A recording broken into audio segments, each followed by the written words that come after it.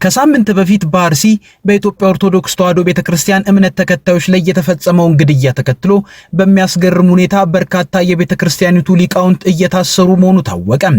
የፌዴራል መንግስት የ2019 በጀት ከ2.3 ትሪሊዮን ብር በላይ ሆኖ ቀረበ። በትግራይ ክልል አስገዳጅ ወታደራዊ ምልመላውን የሚቃወሙ ንግግሮችና መገናኛ ብዙሃን ላይ ቅጣቶችን የሚጥሉ ድንጋጌዎችን የያዘ ረቂቅ ሕግ ተዘጋጀ። ጤና ይስጥልን፣ ኢትዮ ፍሮንቶች ነን። አብራችሁን ስትቆዩ እነዚህን ጉዳዮች በስፋትና በጥልቀት በመረጃና ትንታኔ ትሰማላችሁ። እስከዛው ቻናላችንን ሰብስክራይብ፣ ላይክ እና ሼር እያደረጋችሁ አብራችሁን ቆዩ። ከሳምንት በፊት በአርሲ በኢትዮጵያ ኦርቶዶክስ ተዋሕዶ ቤተክርስቲያን እምነት ተከታዮች ላይ የተፈጸመውን ግድያ ተከትሎ በሚያስገርም ሁኔታ በርካታ የቤተክርስቲያኒቱ ሊቃውንት እየታሰሩ መሆኑ ታወቀ። አብዛኛዎቹ የታሰሩትም ግድያውን በማውገዝ በማህበራዊ ሚዲያ ገጻቸው ላይ መጻፋቸውን ተከትሎ መሆኑን ለመረዳት ችለናል። ከታሳሪዎች ውስጥ ቀሲስ መዝገቡ ካሳ የተባሉ ታዋቂ የሥነ መለኮት መምህርና ጸሐፊ ይገኙበታል። ቀሲስ መዝገቡ ካሳ ሜክሲኮ በሚገኘው የፌዴራል ፖሊስ እስር ቤት ውስጥ እንደሚገኙም ተሰምቷል። ቀሲስ መዝገቡ ካሳ በትረ ሃይማኖትና በውጭ ሀገር የታተመ ቲያንትሮፒክ ኢቲክስ ኢን ኮንቨርሴሽን ዊዝ አውቶኖሚ ኤንድ ሄትሮኖሚ በተሰኘ መጽሐፍቶቻቸው ይታወቃሉ። ሆኖም የአርሲው የምዕመናን ጭፍጨፋ ከተሰማ በኋላ የቀሲስ መዝገቡ ስርም ተሰምቷል። በሌላ በኩል ቀሲስ ጌትነት አይተነው የተባሉ በኢትዮጵያ ኦርቶዶክስ ተዋሕዶ ቤተክርስቲያን ውስጥ የሚያገለግሉና በማህበራዊ ሚዲያ ትምህርት በመስጠት የሚታወቁ ካህንም የአርሲውን ግድያ ተከትሎ ትችት መሰንዘራቸው ከታወቀ በኋላ ለእስር መዳረጋቸው ታውቋል። ቀሲስ ጌትነት አይተነው በቤተክርስቲያን ወቅታዊ አስተዳደራዊ ጉዳዮች በጳጳሳትና በአገልጋዮች የሥርዓት አጠባበቅ ዙሪያ ትዝብቶችንና ሂሶችን በማህበራዊ ሚዲያ ላይ በማካፈል ይታወቃሉ። በቅርቡ የሚያውቋቸው ሰዎችም ይመሰክሩላቸዋል። ምንጮች እንደሚሉትም ቀሲስ ጌትነት ስለ አርሲ የኢትዮጵያ ኦርቶዶክስ ተዋሕዶ ቤተክርስቲያን እምነት ተከታዮች ግድያ ተቃውሞ ካሰሙ በኋላ ታስረዋል። የታሰሩትም በሰሜን አቸፈር ሊበን ወረዳ ነው። እንዲሁም የኔታ በትረ ማርያም አበባው የሚባሉ መምህርም መታሰራቸው ተሰምቷል። እኚህ መምህር የታሰሩት የአርሲውን ግድያ ተቃውመው ድምፅ አሰምተዋል በሚል እንደሆነም የቅርብ ምንጮች ገልጸዋል። የኔታ በትረ ማርያም አበባው የተለያዩ መጽሐፍትን በማዘጋጀት የሚታወቁ ሲሆን ኦርቶዶክሳዊ ተዋስኦ ቅጽ 1 እና 2፣ ነገረ ማርያም በሊቃውንትና መሰረታዊ የግዕዝ ቋንቋ መማሪያ የሚሉ መጽሐፍትን ማዘጋጀታቸው ይታወቃል። የኔታ በትረ ማርያም አበባው የታሰሩትም በጎንደር ከተማ መሆኑ ታውቋል። የአርሲውን ግድያ ተከትሎ በቂ በወንጀሉ የተሳተፉ አካላትን በቁጥጥር ስር የመዋል ስራ ባልተሰራበት ሁኔታ እኚህ የሃይማኖት መምህራን መታሰራቸው በእጅጉ አስገራሚ ነው። መንግስት በአርሲ የተፈጸመውን ግድያ ተከትሎ ግድያውን ሃይማኖት ተኮር አይደለም ለማለትና የግድያው ዓላማ 7ኛው ሀገራዊ ምርጫን ለማደናቀፍ መሆኑን ለማሳመን የተለያዩ መረጃዎችን እያሰራጨ ይገኛል። ነገር ግን አርሲ ውስጥ ከዚህ ቀደምም ተመሳሳይ ግድያዎች በመፈጸማቸው የአሁኑን ድርጊት ከምርጫው ጋር በፍጹም አይገናኝም የሚሉ ተከራካሪዎች አሉ። በሌላ በኩል በመንግስት ተቋማት መካከል በተፈጸመው ወንጀል መረጃ ላይ ራሱ የቁጥር መጣረሶች አሉ። የሰላም ሚኒስቴርና የሰብአዊ መብቶች ኮሚሽን በአርሲው ድርጊት የሞቱ ሰዎችን አስመልክቶ ያወጧቸው ቁጥሮች የተለያዩ ናቸው። የሆነ ሆኖ መንግስት የወንጀሉ ፈጻሚዎች ላይ የወሰዳቸውን እርምጃዎችን በበቂ ሁኔታ ባላብራራበት ሁኔታ ግድያውን ተቃውመዋል የተባሉ ሰዎችን ወደ ማሰር መግባቱም አስገራሚ ነው። በትግራይ ክልል አስገዳጅ ወታደራዊ ምልመላውንም የሚቃወሙ ንግግሮችና መገናኛ ብዙሃን ላይ ቅጣቶችን የሚጥሉ ድንጋጌዎችን የያዘ ረቂቅ ሕግ ተዘጋጀ። ከትግራይ ጦርነት በፊት የነበረውና በቅርቡ ተመልሶ የተቋቋመው የክልሉ ምክር ቤት የሕግ አርቃቂ ኮሚቴ ተዘጋጀ የተባለው አዲስ ረቂቅ አዋጅ ወታደራዊ ምልመላን ሕጋዊ ግዴታ የሚያደርጉና ምልመላውን ያዳክማሉ፣ የቅስቀሳ ጥረቶችን ይተቻሉ ወይም ለክልሉ ሰላምና ደህንነት ጎጂ ናቸው የተባሉ መረጃዎችን ያሰራጫሉ ተብለው በተጠረጠሩ ግለሰቦችና የመገናኛ ብዙሃን ድርጅቶች ላይ ጠንካራ ቅጣቶችን የሚጥሉ ድንጋጌዎችን የያዘ መሆኑ አነጋጋሪ ሆኗል። የክተት ወይም ምልመላና የጦርነት ጊዜ አስተዳደርን ሕጋዊ ማዕቀፍ ለማስያዝ የቀረበው ይህ ረቂቅ ሕግ በምልመላ ወቅት በሲቪሉ በነጻ ተቋማትና በመገናኛ ብዙሃን እንቅስቃሴዎች ላይ ለባለስልጣናት ሰፊ ስልጣን የሚሰጡ ተከታታይ ድንጋጌዎችን አካቷል። የረቂቁ ዋነኛ ማዕከል ለክተት የተጠሩ ዜጎች የምልመላ ትዕዛዞችን ማክበር እንዳለባቸው የሚደነግገው ግዴታ ነው። ረቂቅ ሕጉ ከወታደራዊ አገልግሎት የሚያመልጡ፣ ሲጠሩ ሪፖርት የማያደርጉ፣ ሌሎች ከምልመላ እንዲያመልጡ የሚረዱ ወይንም በሌላ መልኩ የምልመላ ጥረቶችን የሚያስተጓጉሉ ግለሰቦች ላይ የሚጣሉ ቅጣቶችን ዘርዝሯል። አዲሱ ረቂቅ ድንጋጌ እንደሚያስረዳው የጦር ኃይሉን ወይም የምልመላ መዋቅሩን አባላት የሚያዳክሙ፣ የሚያስፈራሩ ወይንም ሆነ ብለው የተሳሳተ መረጃን የሚሰጡ ወይም አገልግሎታቸውን እንዲተዉ ወይም መሳሪያውን እንዲያስረክቡ የሚያበረታቱ ግለሰቦች እንደ ጥፋቱ ክብደት እስከ 25 ዓመት በሚደርስ ጽኑ እስራት ሊቀጡ ይችላሉ። ረቂቁ ተጠያቂነትን ከግለሰቦች ባለፈ ወደ መገናኛ ብዙሃን ድርጅቶችም ያሰፋል። እነዚህ ድርጊቶች በጋዜጦች፣ በራዲዮ ጣቢያዎች፣ በቴሌቪዥን ስርጭቶች፣ በኦንላይን ድረገጾች፣ በማህበራዊ ሚዲያ ወይም በሌሎች የመገናኛ ዘዴዎች ከተፈጸሙ የሚዲያ ተቋማቱ ራሳቸው የገንዘብ ቅጣት ሊጣልባቸው እንዲሁም የሥራ ፈቃዳቸው ሊታገድ ወይም ሊሰረዝ እንደሚችል ይደነግጋል። ሌላኛው አንቀጽ ደግሞ ባለስልጣናት ስለ ወታደራዊ ዘመቻዎች፣ ስለ ጉዳት ሰለባዎች፣ ስለ ደህንነት ስጋቶች ወይም ስለ ጦርነት ጊዜ ክስተቶች የተሳሳቱ ወይም አሳሳች ናቸው ብለው የፈረጇቸውን መረጃዎች ማተም ወይም ማሰራጨትን በወንጀል ፈርጇል። ይሁንና ተቺዎች እንደሚሉት የሕጉ አገላለጽ ሰፊ በመሆኑ ጋዜጠኞችንና የሚዲያ ድርጅቶችን ከምልመላ ከጦር ሜዳ ውሎች ወይም ከህዝብ ቅሬታዎች ጋር በተያያዙ ጉዳዮች ላይ በመዘገባቸው ለክስ ሊያጋልጣቸው ይችላል። በተለይም አወዛጋቢ የሆነ ድንጋጌ ረቂቁ የጠላትን ዓላማ የሚደግፉ የጠላት ፕሮፓጋንዳዎች፣ የሚዲያ ዘመቻዎች ወይም የህዝብ ግንኙነት እንቅስቃሴዎች ሲል የጠራቸውን የሚመለከተው ነው። ይህ ውንጀላ በረቂቅ ሕጉ ውስጥ ከተጠቀሱት እጅግ ከባድ ቅጣቶች ከሚያስከትሉት መካከል ጥቂቶቹን የያዘ ሲሆን ዘለግ ላሉ ዓመታት እስራትና የዕድሜ ልክ እስራትን እንዲሁም በጣም አስከፊ በሆኑ ሁኔታዎች የሞት ቅጣትን ያካትታል። ረቂቁ በተጨማሪ ወታደራዊ ወይም የመንግስት ሚስጥሮችን መግለጥ፣ ከጠላት ኃይሎች ጋር መተባበር፣ በህዝብ መሰረተ ልማቶችን በወንጀል ማደናቀፍ፣ ሳቦታጅ መፈጸምና በምልመላ ወቅት ህገ መንግስታዊ ስልጣንን ወይም የህዝብን ሰላምና ጸጥታ ያዳክማሉ ተብለው የሚታሰቡ ተግባራትን ጨምሮ ጉዳት የሚያስከትሉ እርምጃዎችን ይቀጣል። ሌሎች ድንጋጌዎች ደግሞ ኩብለላ፣ ከሰራዊት መራቅ፣ አለመታዘዝ፣ ስለላ፣ ከምልመላ ሀብቶች ጋር የተያዘ ሙስናና በህጉ መሰረት የሚወጡ የመንግስት መመሪያዎችን ማደናቀፍ ላይ ቅጣቶችን ይጥላል።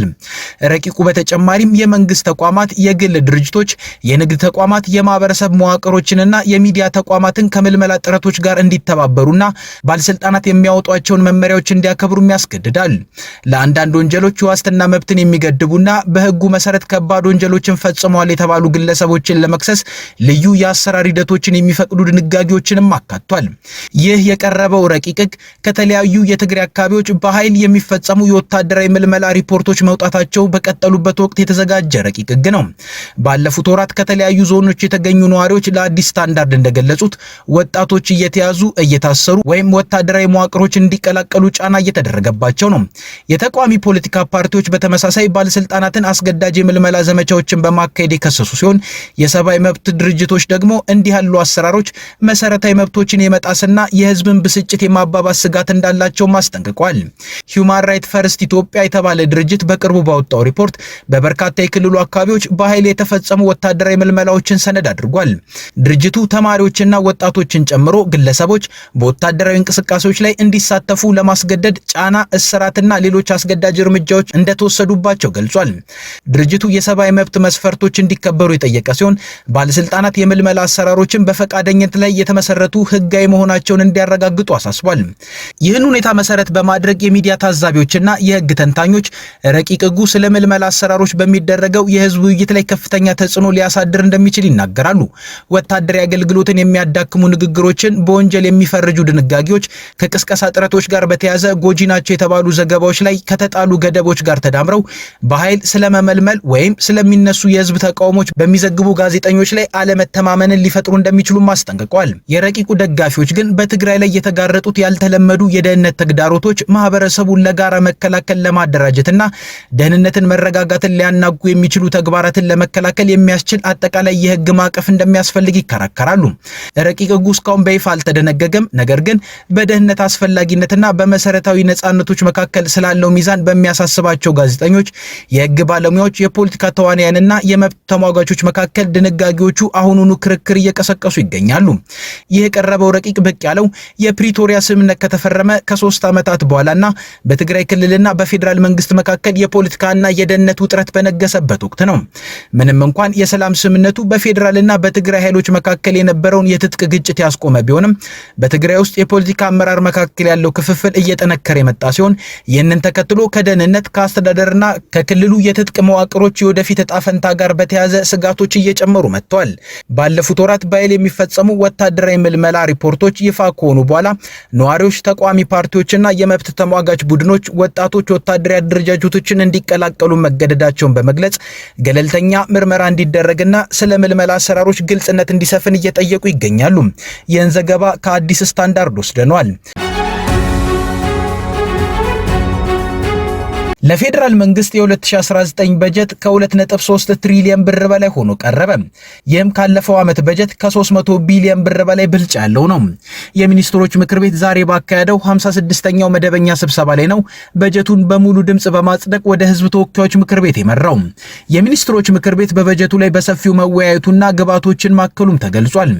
በጀቱም ለመደበኛ ወጪዎች፣ ለካፒታል ወጪዎች፣ ለክልል መንግስታት ድጋፍ እንዲሁም ለዘላቂ የልማት ግቦች ማስፈጸሚያ ድጋፍ የሚውል ነው ተብሏል። የፌዴራል መንግስት ለ2018 ዓ.ም በጀት የመደበው 1.93 ትሪሊዮን ብር ነበር። የጠቅላይ ሚኒስትር ጽህፈት ቤት በማህበራዊ ሚዲያ ገጹ ባወጣው መግለጫ እንዳለው የ2019 ዓ.ም የፌዴራል መንግስት በጀት የ2018 ዓ.ም በጀት የፕሮግራም በጀት አፈጻጸምን መነሻ በማድረግ የተዘጋጀ ነው። ይህም ማለት በጀቱ በቀጣይ ሊኖር የሚችለው የማህበራዊና የኢኮኖሚ ትራንስፎርሜሽን አቅጣጫዎችንና ዓላማዎችን እንዲሁም በመንግስት የተቀመጡ ግቦችን ለማሳካት የመንግስትን የፋይናንስ አቅምና አስፈጻሚ መስሪያ ቤቶች ከተሰጣቸው ተልእኮና ኃላፊነት አንጻር የሚያስፈልገውን ወጪ በመገምገም ተዘጋጅቶ መቅረቡ ተመልክቷል። ምክር ቤቱ ከ2019 እስከ 2023 ዓ.ም በሚኖረው የማክሮ ኢኮኖሚና ፊስካል ማዕቀፍ ላይ እንደተወያየ ጠቅሶ የማክሮ ኢኮኖሚ ሪፎርሙ ተግባራዊ ከተደረገ ወዲህ የኢትዮጵያ ኢኮኖሚ ካሉበት ተግዳሮቶች እየተላቀቀና የኢኮኖሚው መሰረቶችም እየተጠናከሩ መጥተዋል ብሏል። በመግለጫው በኢኮኖሚ ሪፎርሙ የተገኙ አበረታች ውጤቶችን ይበልጥ አጠናክሮ ለማስቀጠል እንዲሁም ዋና ዋና የማክሮ ኢኮኖሚና ፊስካል ታሳቢዎች ላይ በመመስረት የ2019 ዓ.ም በጀት ዓመት የፌዴራል መንግስት በጀት መነሻ መሆኑም ተጠቅሷል። ኢትዮጵያ ለዓመት መያዝ የጀመረችው በጀት ካለፈው ዓመት ጀምሮ ትሪሊዮን ብሮችን ተሻግሯል። ይህም በተለይ በመንግስት ባለስልጣናትም ሆነ መገናኛ ብዙሃን ዘንድ እንደ አንድ ትልቅ ስኬት ሲጠቀስ ይስተዋላል። ሆኖም የዘርፉ ባለሙያዎች በጀቱ ከማደጉ ጎን ለጎን ኢኮኖሚውን ሊያሳድጉ የዜጎችን ህይወት ሊቀይሩ በሚችሉ ፕሮጀክቶች ላይ መዋል እንዳለበት ይገልጻሉ። ይህም ገንዘቡ የኢኮኖሚውን እድገት መሰረት የሆነው ምርታማነትን በሚያሳድግ ዘርፍ ላይ መዋል እንዳለበትም ይጠቁማሉ። ሆኖም መንግስት ዛሬ ላይ በዋናነት ከሚታማባቸው ጉዳዮች መካከል የሚያተኩርባቸው ዘርፎች ከስራ ዕድል ፈጠራም ሆነ ከምርታማነት አንጻር አብዛኛውን ዜጋ ተጠቃሚ በሚያደርጉና ለኢኮኖሚ እድገት እምብዛም አስተዋጽኦ በሌላቸው ዘርፎች ላይ እንደሆነም ነው። የኤርትራው ፕሬዝዳንት ኢሳያስ አፈወርቂና የግብጽ ፕሬዝዳንት አብዱል ፈታህ አልሲሲ በካይሮ በሁለትዮሽ ግንኙነታቸው እንዲሁም በክልላዊና ዓለም አቀፋዊ ጉዳዮች ላይ ተመካክረዋል። ሁለቱ መሪዎች የወደብ መሰረተ ልማት፣ የባህር ትራንስፖርትና የባህር ሀብቶችን ጨምሮ በስትራቴጂካዊ ዘርፎች ትብብራቸውን ለማጠናከር ተስማምተዋልም ተብሏል። በኤርትራ የኢንፎርሜሽን ሚኒስቴር መግለጫ መሰረት ውይይቱ በሁለቱ ሀገራት መካከል ያለውን ታሪካዊና ወንድማማች የወዳጅነትና የትብብር ግንኙነት ወደ ከፍተኛ ደረጃ ማሳደግ ላይ ያተኮረ ነበር። ሁለቱም ወገኖች ይህንን የሁለትዮሽ ግንኙነት ለማስፋፋት ያላቸውን የጋራ ቁርጠኝነትም ገልጸዋል። መግለጫው እንደሚለው ሁለቱ መሪዎች በባህር ሀብቶች፣ በወደብ መሰረተ ልማትና በባህር ትራንስፖርት ዘርፎች ላይ ተጨባጭ ፕሮግራሞችን ለመጀመር ተስማምተዋል። ይህም ቀደም ሲል በሁለቱ ሀገራት መካከል በተደረሱ ኢኮኖሚያዊ፣ ፖለቲካዊና ዲፕሎማሲያዊ ስምምነቶች ላይ የተመሰረተ ነው።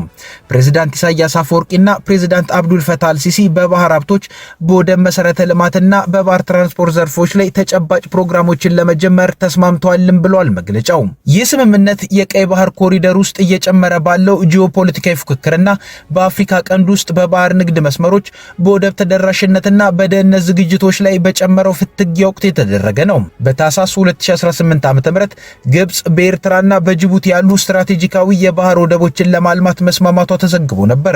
ይህም በካይሮና በአዲስ አበባ መካከል በአባይ ውሃ ጉዳይ የሚታየውን ውጥረት ተከትሎ የባህር በር በሌላት ኢትዮጵያ ላይ ስትራቴጂያዊ ጫና እንደሚያሳድር ተደርጎ ተወስዶ ነበር።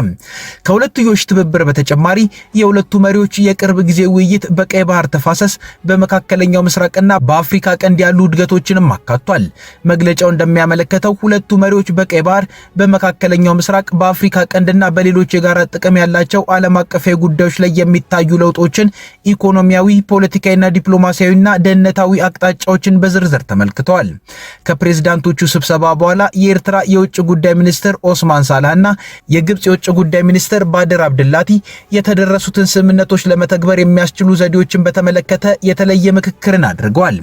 የሁለቱ መሪዎች ውይይት የተደረገው ፕሬዝዳንት ኢሳያስ አፈወርቂ በቀይ ባህር ተደራሽነት፣ በክልላዊ ደህንነትና በአፍሪካ ቀንድ እንዲሁም በመካከለኛው ምስራቅ የሚታዩ ለውጦች ላይ ትኩረትን ያደረገ የ3 ቀን ይፋዊ ጉብኝትን ለማድረግ እሁድ ወደ ግብጽ ከደረሱ በኋላ ነው።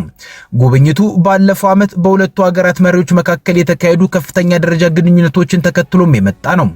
ፕሬዝዳንት ኢሳያስና ፕሬዝዳንት አልሲሲ በጥቅምት 2018 ዓ.ም በካይሮ ተገናኝተው በአፍሪካ ቀንድና በቀይ ባህር ክልል ያሉ የደህንነት ችግሮችን በጋራ ለመፍታትና የሁለትዮሽ ግንኙነቶችን ለማጠናከር ተወያይተው ነበር።